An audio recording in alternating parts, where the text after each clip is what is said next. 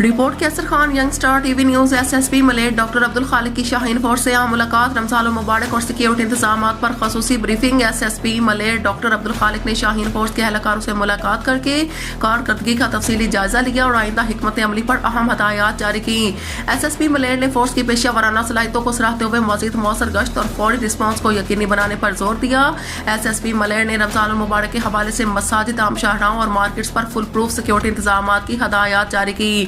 شہریوں کی سہولت اور تحفظ کے لیے تمام دستیاب وسائل بروئے کار لائے جائیں گے اور ہائی ویزیبلٹی گشت بڑھایا جائے گا۔ اہلکاروں کو ہدایات دی گئی کہ اہم مقامات پر چیکنگ کا مؤثر نظام قائم رکھا جائے اور جرائم پیشہ عناصر کے خلاف بلا امتیاز کارروائیاں جاری رکھی جائیں۔